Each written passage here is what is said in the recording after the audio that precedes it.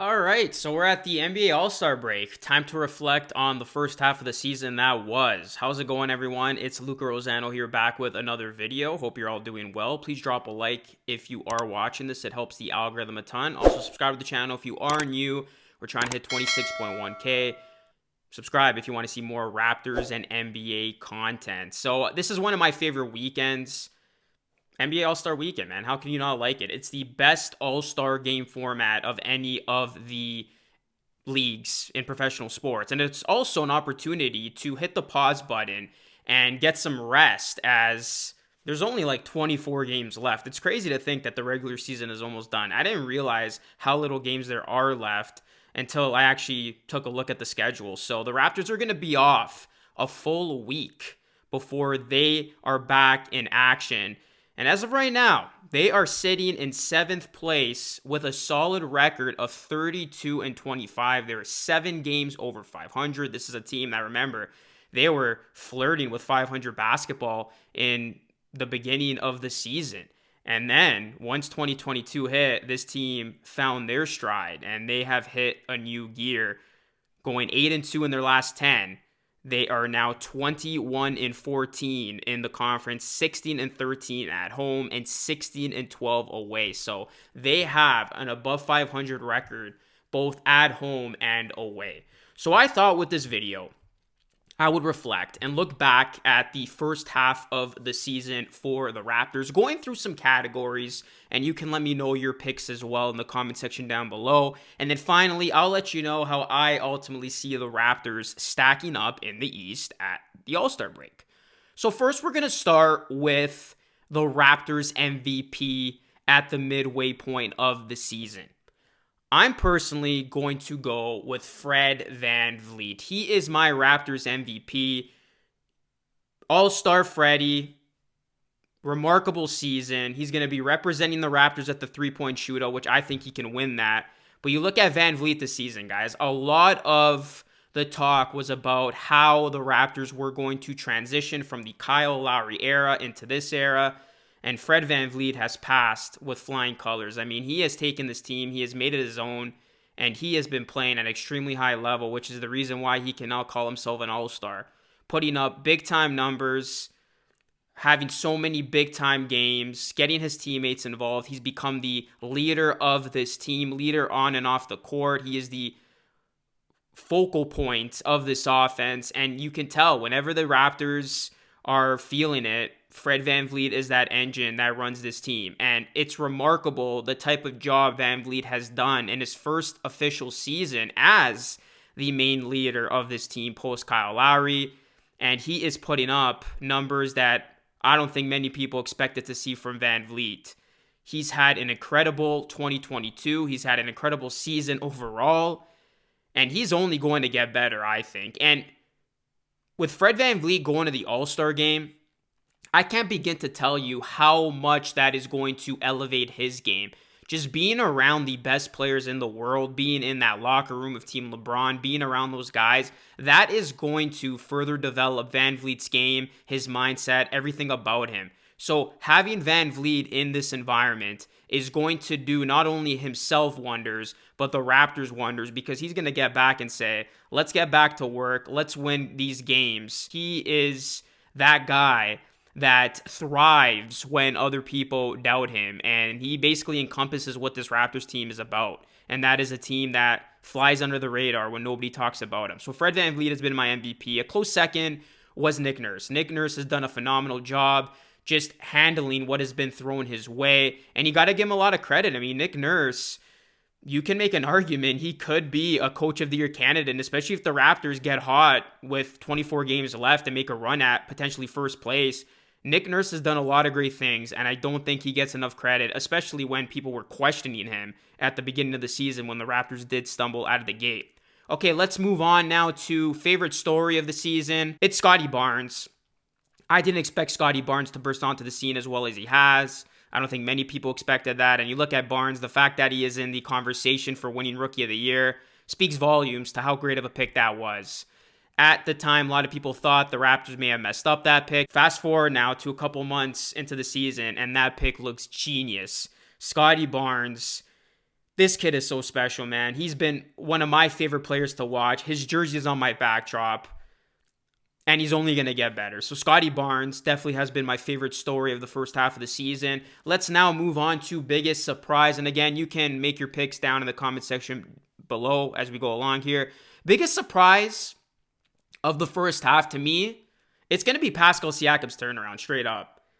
I said going into the season, it was going to be a make or break year for Pascal Siakam, and he is finding his form again. We are seeing all-star Siakam right before our very eyes, and you can make an argument that Siakam should be in the all-star game with Fred VanVleet. A lot of people felt that he was snubbed, and rightfully so. You look at Pascal Siakam's stats in 2022 and 25 games played, averaging 23.4 points per game, 50.8% from the field, 40.3% from three. That's an absurd number. 9.1 rebounds, 6 assists, 1.7 steals, and 0.6 blocks. Siakam has stepped up, and it's no surprise the Raptors are experiencing success with Siakam playing at this high of a level. And if the Raptors do want to be a team that's going to make some noise in the final stretch of the season, they're going to need Pascal Siakam to show up. And I've been my fair critic of Siakam. I've criticized him a ton in the past, like many have. But he has done a great job of taking everything that's been thrown his way, and he has reinvented himself, it seems, and he has found that stride that he once had on this team. And Pascal Siakam has been stellar. You cannot be mad at what you have seen from Pascal Siakam in this new year. I don't know what clicked, but something went off in his head mentally. And this dude was just like, enough is enough. I'm going to show people that I'm still a player that you have to take notice of. And then finally here, I put a poll out on my community tab. You can go vote if you haven't already. A lot of you have already. 1 to 10, how satisfied are you with the Raptors at the break? I'm going to go with an 8. And this might be high to many, but the reason why I'm going to go with an 8 is the Raptors have actually exceeded my expectations. So at the start of the season, when I made my predictions, I said the Raptors were going to finish 8th. Right now, they're 7th. Now, they can still fall back and finish 8th. But with the way they have turned around their season and where they find themselves now and what they have shown us, I'm going to go with a solid 8. Now, I'm not going higher than that because I still do have my fair share of disappointments with this team. The bench continues to be an issue. You hope a guy like Thad Young can continue to impress and give us a lot more juice from off the bench, along with some of the other guys like a Chris Boucher, Delano Banton, etc. But there's definitely still room for improvement there. And also, the Raptors still don't have that true big, and they did not address their clear need of getting a true big. And we've seen that could be problematic when you go up against other bigs like a Jokic, like a JV, like a Cat. Although overall, the Raptors did do a good job on Cat on Wednesday night. And that's going to lead me to the next thing I want to talk about. How do the Raptors stack up in the East, which is turning into a very competitive race, if I may add. I mean, this is going to be fun, man. And this just tells you how many good teams there are in the East. I think it's safe to say the East has officially surpassed the West in terms of how many good teams there are. So right now, the Raptors are 8 games clear of falling completely out of the play-in. So it's safe to say, at the very least, the Raptors are going to be playing an elimination game, a play-in game with a chance to make the actual playoffs. Now, the key is going to be avoiding the play-in altogether. The Raptors are a half a game back of Boston, who sits in 6th with 24 games left.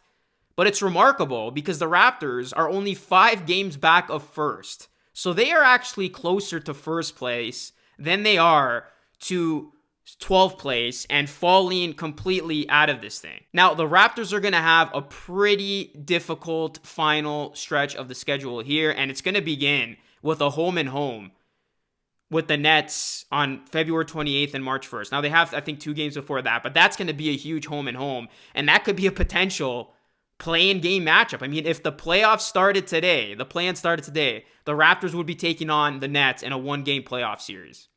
And then if they were to lose that, they would take on the loser of the Hornets and Hawks to try to salvage getting into the playoffs as the 8th seed. It's going to feel like a playoff atmosphere almost every single game. It's going to have that must-win feel in every single game because the Raptors know they want to get out of that play-in. You do not want to put your hopes in a do-or-die situation. Now, if you are 7th or 8th, you just got to win 1 game. If you do fall back to 9th or 10th, you got to win 2 games. But you do not want your season to come down to that. Now, who do the Raptors want to avoid when looking at this thing? I mean, you definitely want to avoid the Nets or the Celtics in a potential play-in game. But again, you want to avoid the play-in altogether. And then if you actually get into the playoff picture, I would say the Raptors would want to avoid teams like the 76ers just because of Joel Embiid's size. I would also say the Miami Heat. That's a team that I think is very scary in the East. The Cavaliers, I think, would be another problematic matchup for the Raptors just because of their size, and they have been doing some big things there.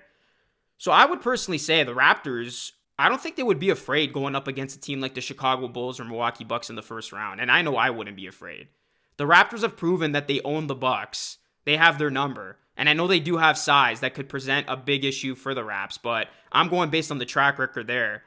And I think the most vulnerable team will be the Bulls. And no disrespect to the Chicago Bulls. I did a video on them yesterday. I think they have a good chance of doing some big things.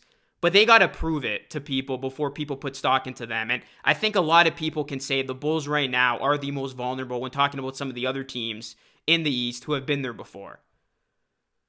So ultimately, I do see the Raptors finishing 7th or 8th. Ideally, I would love for them to get in that top 6. But I'll say this. If the Raptors can just get into the playoffs, they're going to be a tough out for any of those top seed teams. Listen, guys, it's going to be an exciting finish to the season. It's going to have that playoff feel, like I said, throughout. And then you got to get into the play-in. If the Raptors can avoid the play-in, that'd be even better. Then you can actually be in the playoffs. It's going to be a lot of must-see action. So where do you see this team stacking up in the East? How do you see them stacking up in the East? And also, let me know what some of your picks are for some of those categories I brought up earlier. But I'm excited as you are. I'm going to be doing a lot more live streams down the stretch here. I'm going to be coming at you with a lot more videos. So again, your support is greatly appreciated. Please like the video, share this video if you enjoyed it, subscribe to the channel, ring the bell for more Raptors and NBA content. Also, programming alert, I will in all likelihood be going live for Sunday's All-Star game. So be sure to join me on that one as we get to watch Fred VanVleet at the All-Star game. That's going to be fun. Anyways, that's it for me, everyone. This is Luca Rosano signing off. As always, thank you so much for watching, and I'll catch you all again in the next video.